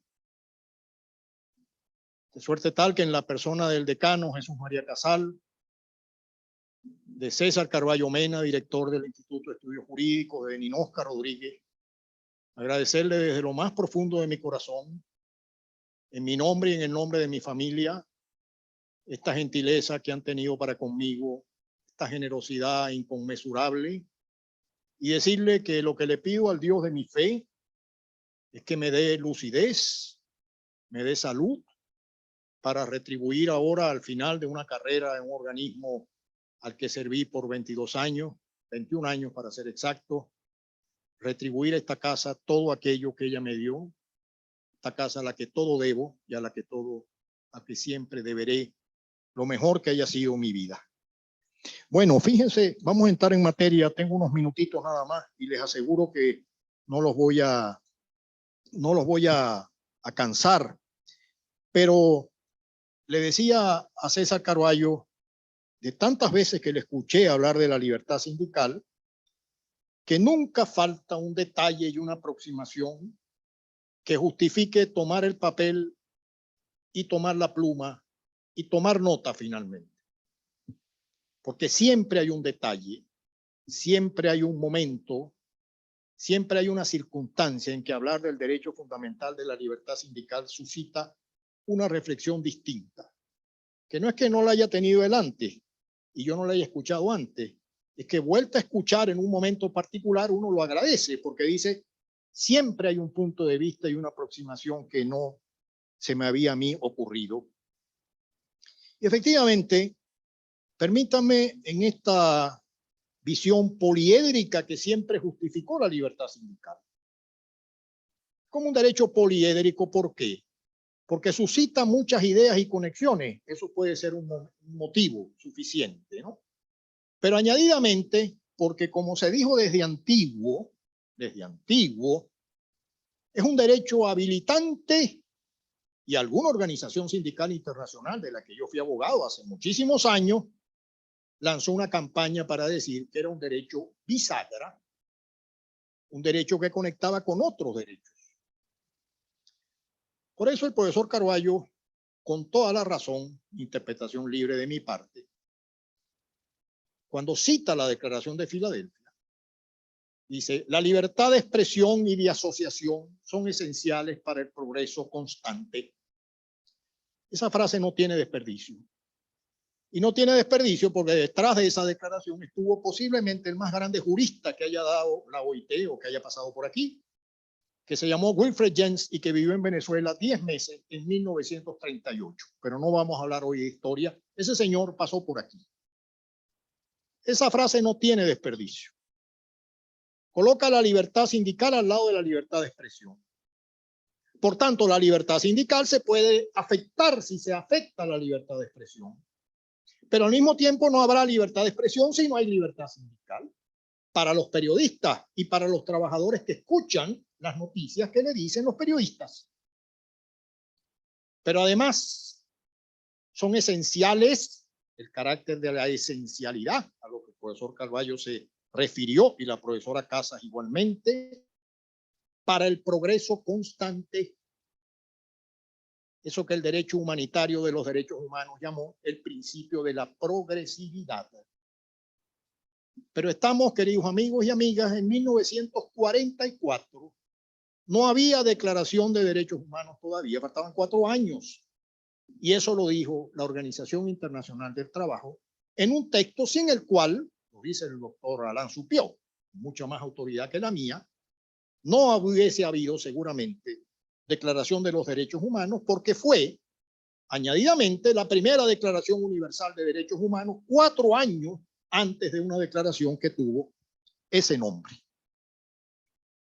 Pero la reflexión por la cual quiero en estos minutos abordar otra visión, si se quiere, poliédrica de este derecho humano fundamental, tiene que ver con lo que siempre estuvo vinculado a la libertad sindical y sin la cual ella no se explica. Y tiene que ver con la democracia. Cuando el convenio 87 se adoptó, Wilfred Jens dijo de él que esto no era simplemente un convenio sobre los derechos sindicales. Estas son palabras mías, los derechos de organización. Esto era un derecho sobre la democracia. Y algo tendríamos que valorar nosotros eso como venezolanos en este momento de la historia que estamos viviendo. Tiene que ver con la democracia porque la libertad sindical finalmente lo que vino a significar fue juridificar, decía el profesor Carvalho. Esto es ponerle una norma, normar en cristiano el reparto del poder decisorio a lo interno del sistema de las relaciones laborales. En otras palabras, penetrar la democracia en el sistema de relaciones laborales. Eso que rige en el ámbito político, rige también en el ámbito de las relaciones laborales entre empleadores y trabajadores públicos y privados. Esa es la significación, a mi modo de ver, más determinante que tuvo siempre la libertad sindical. Fue la expresión, la llave maestra de un modelo democrático de relaciones laborales. Por lo tanto, estas son palabras mías, el sensor de un modelo democrático de relaciones laborales se llama, amigo y amiga, la libertad sindical. Y si en un país se afecta la libertad sindical, se afecta la democracia, porque se afecta la democracia en las relaciones laborales. Esto parece una obviedad. No creo estar diciendo nada que ustedes no sepan mejor que yo y que no hayan pensado antes mejor que yo. Pero Bertolt Brecht decía hace muchos años, y creo que la frase sigue siendo pertinente, que qué será lo que está pasando en este tiempo de la humanidad en que hemos tenido necesidad de volver a hablar de lo obvio. Yo creo que es exactamente el caso. Porque lo que la libertad sindical tiene por delante, en estos minutos que me quedan, se ha dicho aquí, es un mundo digitalizado. Es el mundo de la gig economy o de la cuarta revolución industrial, donde ya sabemos que la penetración sindical es débil, para no decir que no está. permítame decir apenas que es débil. Y si no están los sindicatos y los trabajadores organizados, no hay libertad sindical. Y si no hay libertad sindical, ese mundo apabullantemente creciente que involucra los trabajos pasados por vías digitales no pueden ser dados en el marco de un modelo democrático de relaciones laborales. Y aquí comienzan a surgir las preocupaciones de este tiempo. Ese mundo digital nos está mostrando una bipolaridad laboral, por lo menos, como se ha dicho. Los ingenieros del soft, los que están en el cúmule de la vértice, que son ingenieros, programadores, profesionales de alta calificación, etcétera, la parte alta del sistema. Y en el otro extremo de la cadena, los obreros del hard, como dicen ahora en esta terminología anglosajona, los microworkers, a la espera de la puja de una plataforma online por una milésima parte del trabajo que se queda en otra parte, porque el retorno del servicio en vías salariales es evidentemente desfavorable, porque alguien controla el algoritmo, alguien controla la plataforma. Pero este no era el mundo que conocíamos nosotros. Cuando a mí me enseñaron derecho laboral, mis profesores, y yo empecé a enseñar siendo muy joven, aquello de enseñar es verdaderamente una temeridad. Usted comprenderá que a los 25 años no se puede enseñar nada, más se pierde el miedo escénico, que yo agradezco, pero nada más podía yo enseñar en ese momento. Lo que teníamos enfrente eran las relaciones laborales del Fordismo, las relaciones laborales del tiempo de la industria. El convenio de la OIT número 1 se llama tiempo de trabajo en la industria. Eso no es casual en lo absoluto, no lo puede ser. Ese era el modelo de relaciones laborales que tenían frente quienes, los que redactaron las primeras normas internacionales, cierto, pero también los que redactaron nuestros primeros códigos laborales. Nosotros no tuvimos un código del trabajo nunca, código. Tuvimos una ley del trabajo en 1936, que fue la primera ley de aplicación efectiva. Habíamos tenido uno en el año 28 que no tuvo aplicación efectiva por motivos que no viene ahora al caso, ni tengo tiempo de explicitar. Pero no teníamos frente a las relaciones laborales del post-fordismo, que es lo que estamos viendo. Estas relaciones pasadas por plataformas digitales, que son relaciones, amigos y amigas, cuadrangulares. Cuadrangulares. No es la típica relación bilateral trabajador-empleador que presta servicio por cuenta ajena a cambio de una remuneración. Es una relación que vincula a cuatro. Vincula al que demanda el servicio, que es un usuario. Vincula a una aplicación y plataforma que conecta la demanda y la oferta y que alguien controla y que alguien gobierna. Vincula al titular de la plataforma, que no sabemos quién es muchas veces, o que al menos no se ve. Y finalmente, quien finalmente va, perdón la redundancia, a prestar el servicio. La relación es a cuatro y nosotros nos formamos creyendo que la relación era a dos. Pero el problema de entonces y de ahora, queridos amigos, sigue siendo el mismo. Si el problema entonces era la democracia y lo sigue siendo ahora, de lo que tenemos que hablar, porque antes y después está aquí, es del problema del poder. Del poder a lo interno de ese mundo algorítmico y matemático que está suscitando, entre otras cosas, el riesgo de una aguda precarización digital. Hay discriminaciones algorítmicas, alguien no puede dudar, lo sabemos hasta los que no somos expertos en todo lo que esto significa. Y eso significa, amigos y amigas, un desafío crucial para la libertad sindical. Aquí se va a jugar la libertad sindical del nuevo tiempo, porque aquí se está jugando finalmente, siempre fue así, el poder a lo interno de las relaciones laborales. Por eso, la idea crucial, la idea bandera sin la cual la libertad sindical no se entendió nunca, tiene que ver con la democracia. El reparto del poder decisorio a lo interno del sistema. Lo que siempre supimos, la puja entre un modelo autoritario de relaciones laborales y un modelo democrático de relaciones laborales. Y si usted se quiere mover en favor de lo segundo, entonces tendrá que promover la libertad sindical. Y eso para mí es lo que nos ha venido a decir, y agradezco infinitamente sus palabras tan generosas para conmigo, la presidenta María Emilia Casa, que fue la primera mujer que dirigió nada más y nada menos que el Tribunal Constitucional Español, cuyo primer presidente, después de la brillante transición democrática española y después de la Constitución del 78, fue un jurista que hizo carrera con nosotros, a quien el país mucho le debe, que se llamó don Manuel García Pelayo. Pero en estos 5 minutos, ese desafío crucial para la libertad sindical, ¿qué significa?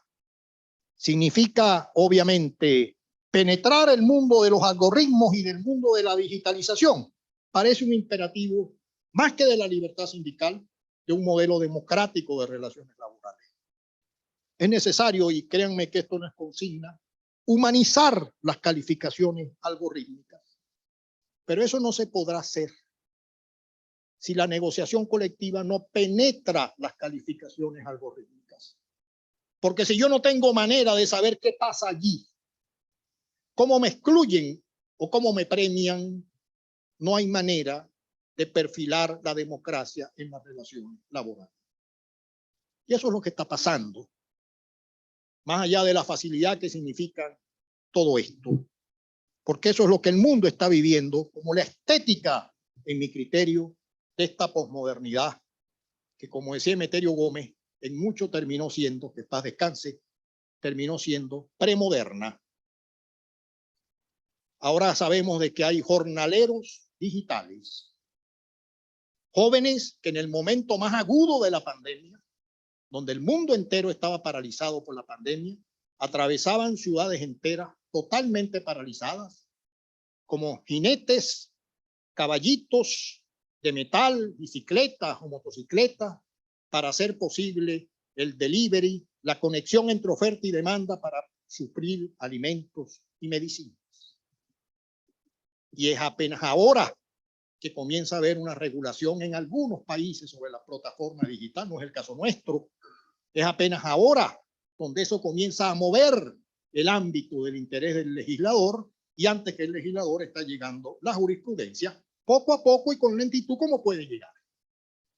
Porque en cualquier capital importante del mundo, ustedes escucharon de vez en cuando una sentencia que diga, el tribunal tal de París, de Madrid, de Nueva York o de Los Ángeles dijo que un trabajador de delivery, de un Cabify o de Uber, era un trabajador efectivamente donde se mediaba allí una relación de trabajo. Pero en fin, termino ya. Se trata del problema que siempre fue. El problema fue siempre el problema del poder y su reparto, y lo sigue siendo. Si en virtud de la nueva organización del trabajo, la implantación de los sindicatos en el mundo digital se siguiera debilitando, si no existiera, no será posible, en mi opinión, perfilar un modelo democrático de relaciones laborales, sino exactamente uno contrario. A la par del interés de las organizaciones, lógicamente, en procurar implantarse, llegar al mundo del trabajo mediado por las plataformas digitales, es crucial, en mi opinión, que la negociación colectiva penetre el núcleo del control de esas plataformas y de los algoritmos. Pues si ello no ocurre, será imposible equilibrar el poder decisorio en las relaciones que gobiernan. Es menester humanizar las calificaciones algorítmicas. Y esto no sé si llega a ser de mérito para la consigna que este tiempo reclama: humanizar las calificaciones algorítmicas.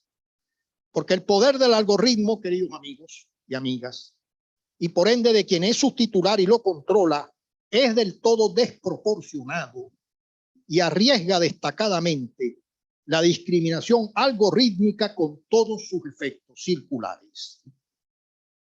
Efectos circulares, porque por algo el convenio de la OIT que trata de la no discriminación también es un convenio fundamental.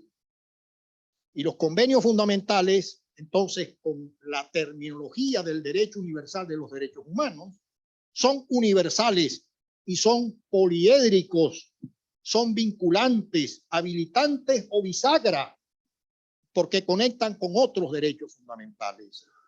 Porque usted violenta la libertad sindical, como ha dicho la profesora Casas, si violenta la tutela judicial efectiva, si los trabajadores no tienen una vía accesible para discutir judicialmente la tutela cuando creen que hay una resolución administrativa que los ha afectado.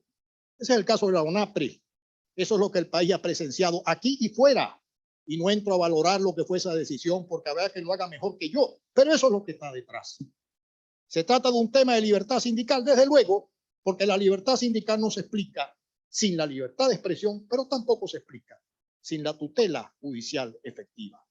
Por eso, siempre habrá un matiz, siempre habrá una visión, siempre habrá una manera de presentar el derecho fundamental de la libertad sindical con una idea que a uno le suena, como esta mañana, a mí, sugerente, una visión distinta, algo que a uno no se le había ocurrido. En este caso, y es la visión que yo quería compartir con ustedes en este día de especial significación para mí, que desde lo más profundo de mi corazón agradezco a esta casa, a la que todo debo, y a la que todo deberé. Bueno, se dieron los 20 minutos. Muchas gracias. Aquí está.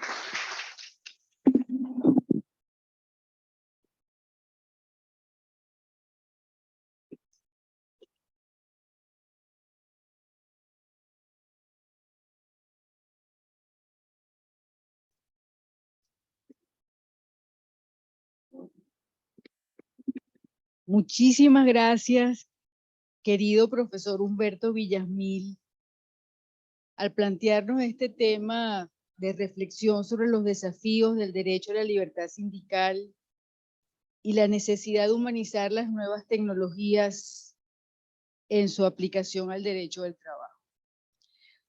Si usted le agradece a la Universidad Católica, nosotros como servidores de la Universidad Católica en este momento solamente le podemos decir que recordábamos escuchándolo, y ya que el profesor Carballo citó a Juan, citaremos a Mateo, la parábola de la semilla de mostaza.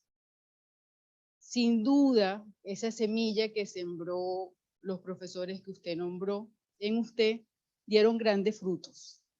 Y sin duda, esa semilla que usted ha sembrado en Carballo y en otros tantos, ha dado también grandes y bellísimos frutos, como esperemos siga dando con esta reincorporación a la cátedra del pregrado y a las cátedras del posgrado. Muchísimas gracias, doctor Villasmil, y a todos los presentes. Continuaríamos con las preguntas que vamos a revisar. Si no da tiempo realizarlas, se le enviarían algunas respuestas muy breves por correo electrónico. Y previo, mientras los profesores van leyendo las preguntas, una sola.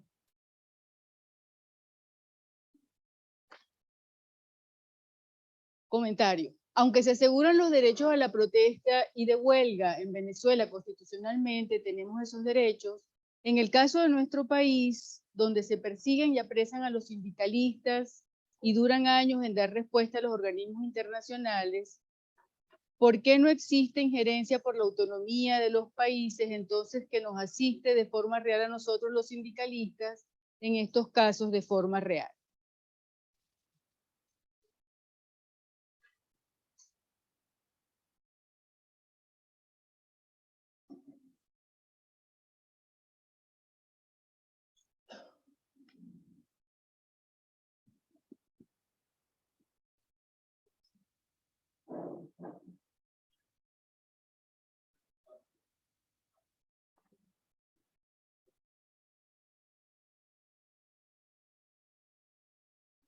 Muchas gracias, Nino. Te agradezco.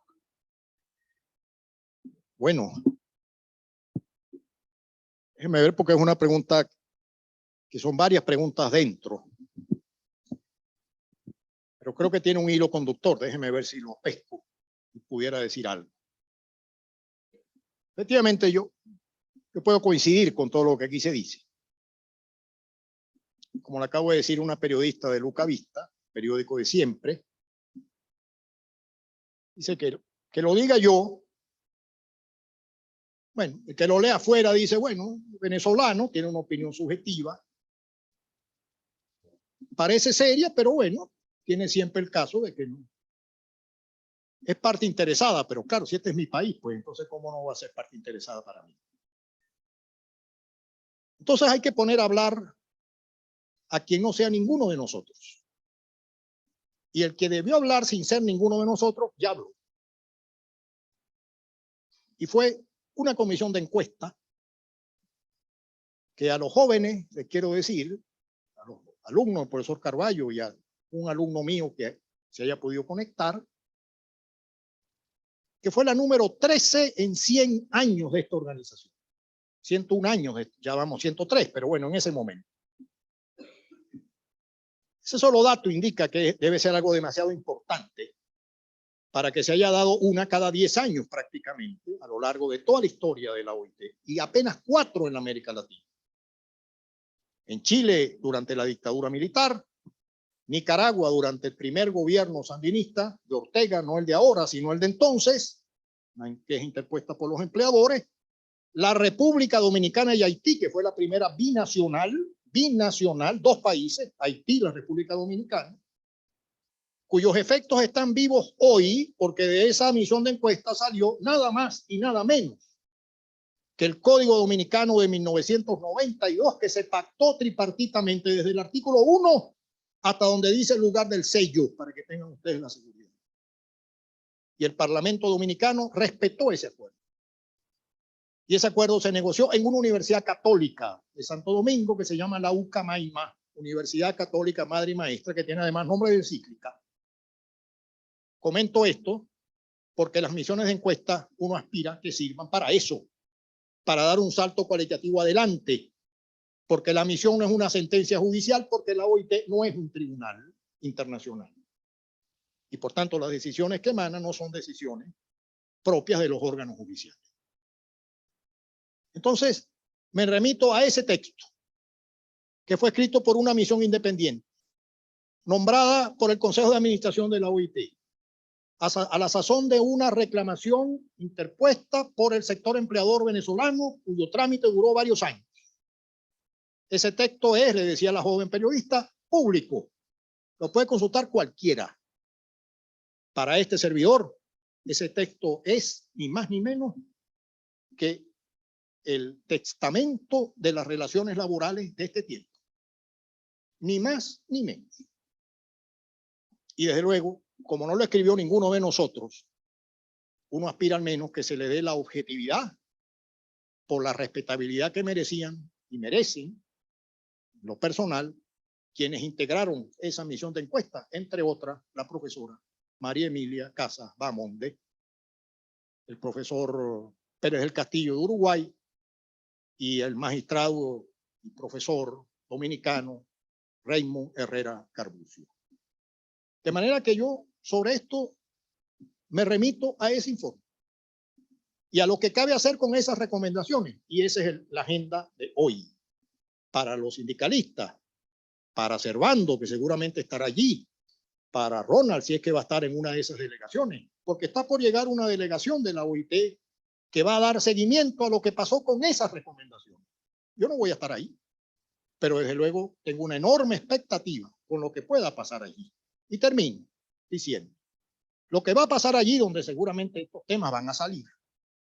¿Y por qué van a salir? Porque lo dice el informe, bueno, lo dice de manera contundente, ampliamente, da detalles, da casos, etcétera, etcétera. Pero además, no se pierda de vista, el mecanismo de control de aplicación de la OIT no se detuvo con el informe de la comisión de encuesta. Les invito a revisar, porque también son documentos públicos, les invito a revisar lo que en relación a esto que plantean aquí, que plantea Naúm Rodríguez, quien no tengo el gusto de conocer y quiero ojalá en algún momento poder presentarme en otra ocasión, les invito a revisar lo que la comisión de expertos le dirigió a Venezuela el año pasado. Este año, pues. Y lo escribió el año pasado, pero se conoció este año. Es decir, yo no apunto nada más en relación a eso. Esos son documentos públicos. ¿Hubo observaciones a propósito del convenio 87? Las hubo. ¿Y qué hizo la comisión de expertos? Reiteró lo que ha venido diciendo hace mucho tiempo en relación a las detenciones, al reno, etcétera, etcétera, etcétera. Esto no es lo que dice el señor Villasmil.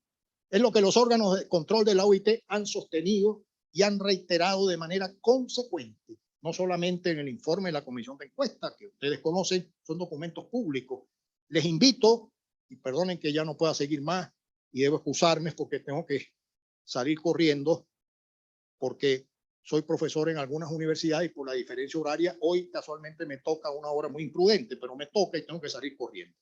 Pero les invito a ver, este informe es conocido, les invito a ver algo todavía más reciente al informe, obviamente de otra entidad, que son las observaciones de la comisión de expertos que se adoptaron a final del año pasado, que se publicaron a principio de este año y que conoció la conferencia de este año en relación al convenio 87, libertad sindical, 26, métodos de fijación de salario mínimo, 144 hubo observaciones, diálogo social y 95, protección del salario. Obviamente, el que pueda pensar que en uno puede haber una subjetividad, lo que es respetable, en todo el derecho de pensarse, bueno, entonces pongamos a hablar a los órganos de control de la OIT. Revisemos de nuevo, invito a hacerlo, quien no lo haya hecho, el informe de la comisión de encuesta y más recientemente lo que los órganos de control le dirigieron como observación al gobierno venezolano en relación a varios convenios, entre ellos lo que mencioné antes. Discúlpeme por tener que retirarme. Muchas gracias por su atención.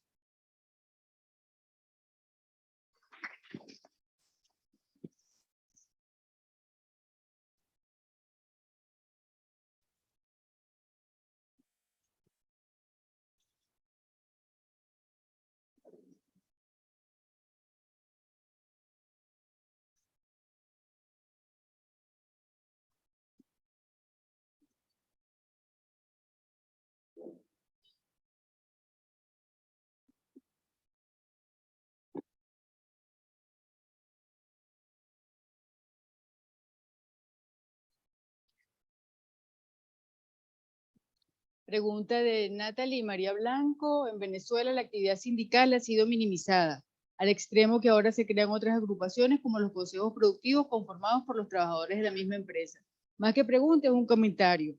Con esto culminaríamos brevemente. Vamos a mostrar una lámina en la que observarán el diplomado co-creado por los profesores Carballo y Villasmil, que ofreceremos conjuntamente con el CIAP, sobre justamente las nuevas formas de organización empresarial y regulación del trabajo.